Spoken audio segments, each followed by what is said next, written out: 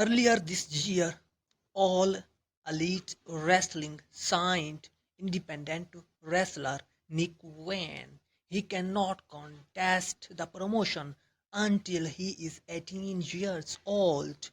Meanwhile, Wayne has been wrestling across the country, playing his first match in the UK in July, but had a horrific experience on his return flight.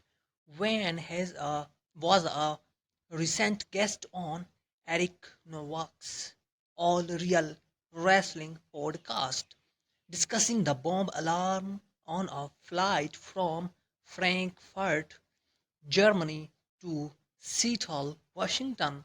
During the flight, Wayne said the captain announced the plane had to make an emergency landing. I had bomb on plane written on the mirror in the room and the flight attendants saw it, recalls Wayne. Wayne and his mother were stranded in Iceland, but all was well for Wayne.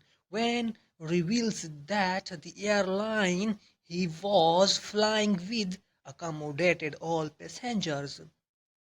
We were stuck in Iceland for about 18 hours. The airline gave us a place to stay. They took us to a hotel. When said, as soon as I got home, I left about 6 hours later to go to Nashville for GCW.